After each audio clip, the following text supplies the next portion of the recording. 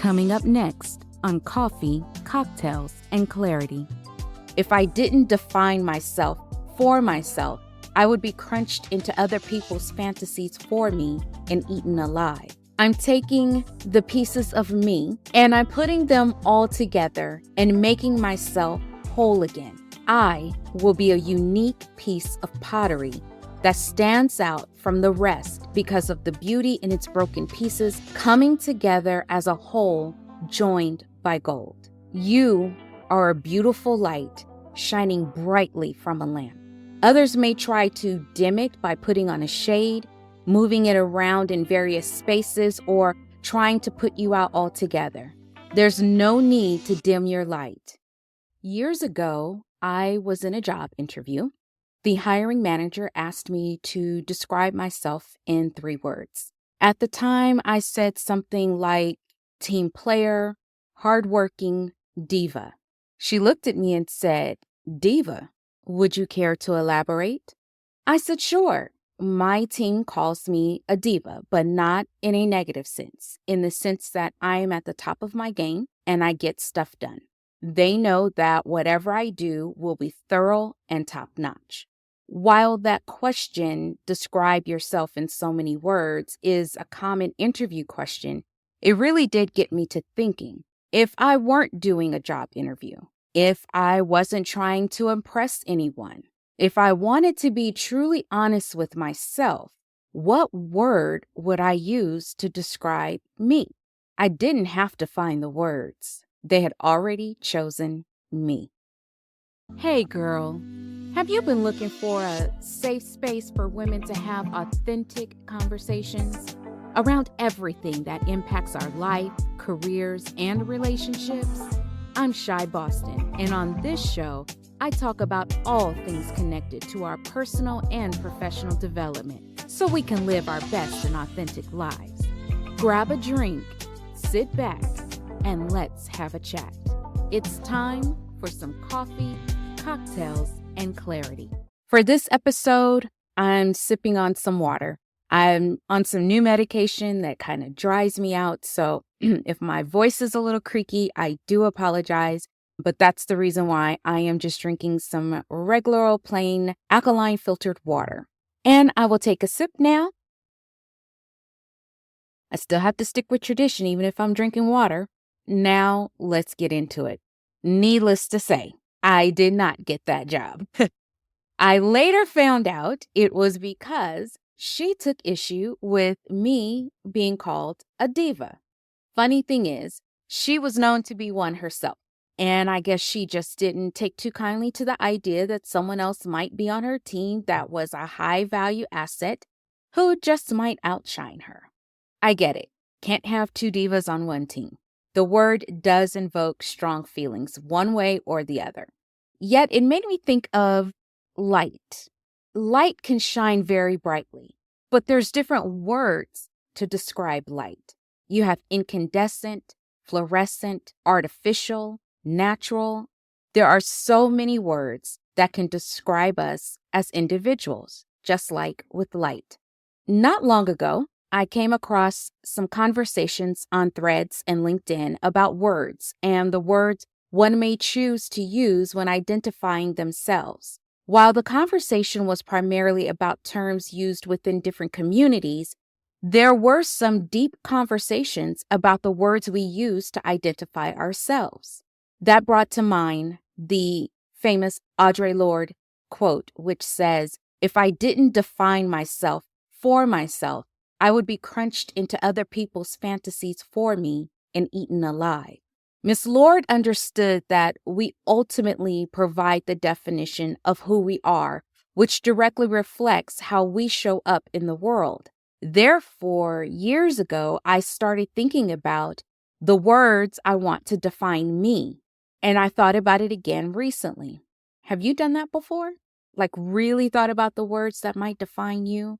I did take the time to ask others, like my husband and close friends, what word or words would they use to describe me? I was told empathetic, compassionate, kind, and passionate.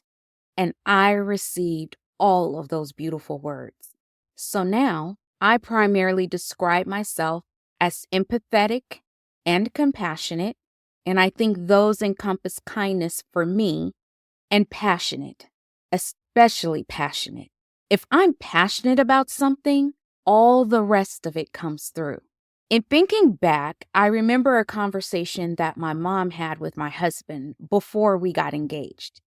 He asked her what was one thing that he needed to know about me before we went any further. And she said to him, "Shy can be your best friend or worst enemy. There's no in between." She was right. Now, I have matured a lot in the last 25 years or so. But one thing that hasn't changed, if I'm on your side, I am on your side completely. If I'm not, then that's the one thing that has changed, because if I'm not, then I'm not going to try to get back at you. In fact, I just don't bother with you. Now, don't get it twisted. My petty game is still very strong. I just choose and prefer to kiss, bless, and release.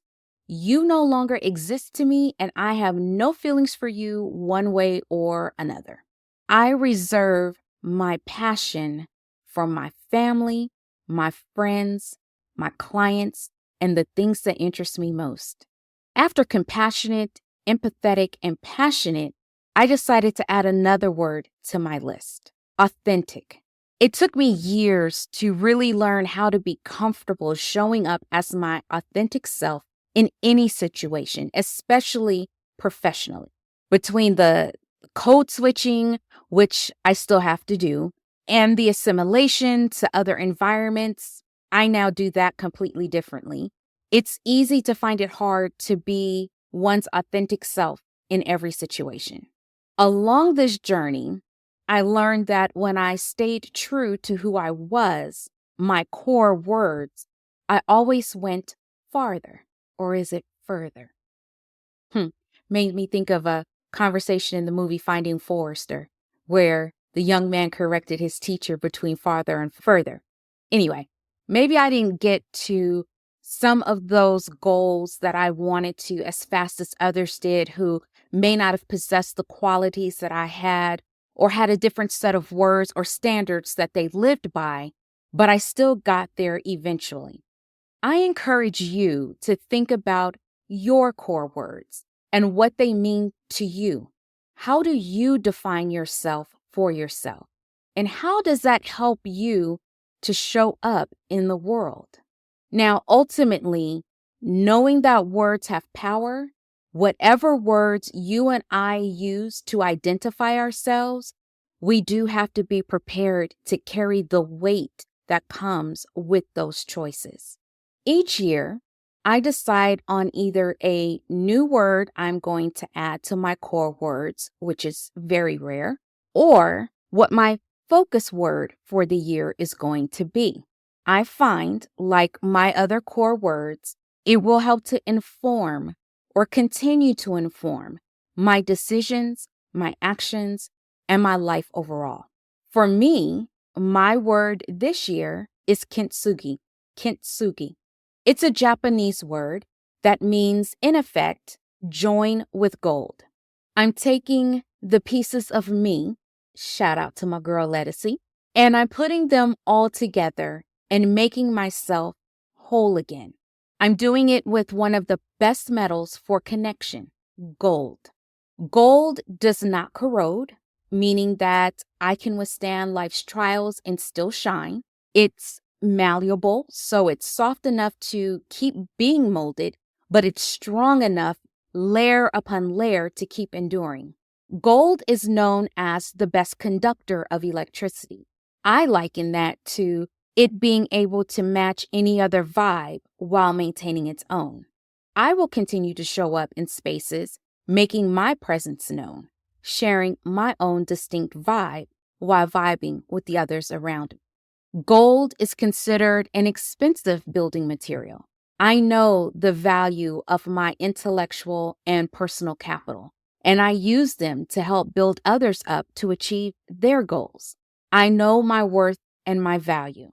While I may struggle from time to time to accept my full worth and value, as we all do, I never doubt what I bring to any space. As a piece of Kintsugi, I will be a unique piece of pottery that stands out from the rest because of the beauty in its broken pieces coming together as a whole joined by gold. It's valuable, worthy of being observed and treasured. It will stand out and shine brightly against the backdrop of the ordinary. Yeah, that's how I see myself for 2025. My word is Kintsugi. If you want to learn more about the principles behind Kintsugi and how they can help you in your personal and professional life, then join me for the next episode where I will go into more detail about that with a very special guest. You won't want to miss it. Back to you and I. What will your word for this year be? And how will it help you to achieve your goals? You remember that hiring manager from earlier? Yeah, well, the funny thing is later on, I was asked to assist her team with some training that she needed done. Yep, that very diva ended up needing this diva after all. So I let my light shine brightly, and she could not deny it any longer. Listen, you are a beautiful light shining brightly from a lamp. Others may try to dim it by putting on a shade, moving it around in various spaces, or trying to put you out altogether. There's no need to dim your light. You'll find the right people and spaces that appreciate your brightness and will let you shine. I did, and I keep shining as an authentic and original piece of Kintsugi made with passion. When you decide on the word that will light your way this year and help you to shine even brighter, let me know. Put it in the comments or hit me up on my socials. I want to add my light to yours by passionately rooting you on. Thank you for taking a few minutes out of your day to chat with me. If you want to continue the conversation, follow me on social media. I'm at Shy Boston on Instagram, Threads, and Facebook. I hope you have a good rest of the day and a restful night. I'll see you next time for more coffee, cocktails, and clarity.